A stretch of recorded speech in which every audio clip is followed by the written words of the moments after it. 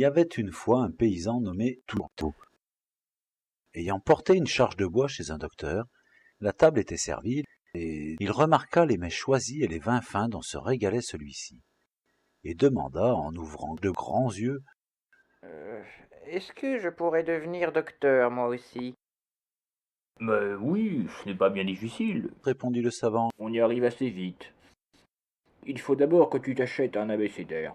Tu sais, un de ceux qui ont un coq dessiné en première page. Ensuite, vends ta charrette et tes bœufs, et avec l'argent, achète-toi un costume de médecin et tous les accessoires qui vont avec.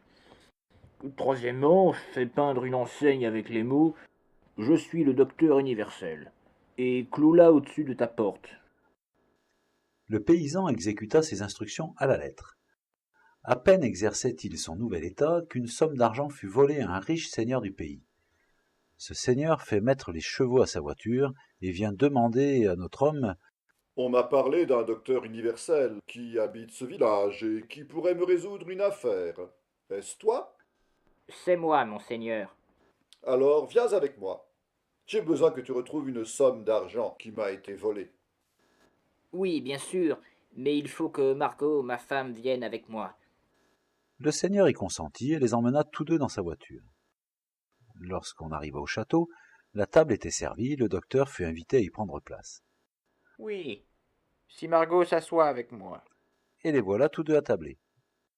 Au moment où le premier domestique entrait, portant un plat de viande, le paysan poussa sa femme du coude et lui dit « Voilà le premier, Margot. » Il voulait dire le premier plat, mais le domestique comprit le premier voleur. Et comme il l'était en effet, il prévient en tremblant ses camarades. « Le docteur sait tout, ça va mal pour nous, il a dit que j'étais le premier. » Le second domestique ne se décida pas sans peine à entrer à son tour. À peine eut-il franchi la porte avec son plat que le paysan, poussant de nouveau sa femme, « Voilà le deuxième, Margot. » Le troisième eut la même alerte, et nos coquins ne savaient plus que devenir. Le quatrième s'avance néanmoins, portant un plat couvert, c'étaient des tourteaux. Le maître de maison dit au docteur « Ah, vous allez pouvoir nous montrer toute l'étendue de votre art et nous dire ce qui se trouve là-dessous. » Le paysan examine le plat et, désespérant de se tirer d'affaire, « Eh bien, mon pauvre tourteau, soupire-t-il, on se rappelle que c'était son premier nom. À ces mots, le seigneur s'écrie « Et voilà, il sait.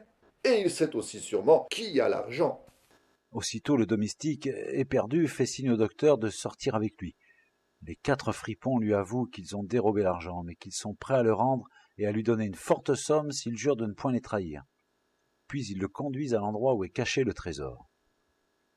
Le docteur, satisfait, rentre et dit « Maintenant, monseigneur, je vais consulter mon livre pour savoir où est l'argent. » Cependant, un 5e domestique s'était glissé dans la cheminée pour voir jusqu'où irait la science du devin. Celui-ci feuillait en tous sens son abécédaire, et ne pouvant y trouver le coq, « Tu es pourtant là-dedans, s'écrie-t-il avec impatience. Vas-tu te montrer à la fin? » Le valet s'échappe de la cheminée, se croyant découvert, et crie avec épouvante « Cet homme sait tout !» Bientôt le docteur montra au seigneur son argent, sans lui dire qui l'avait soustrait. Il reçut de part et d'autre une forte récompense, et fut désormais un homme célèbre.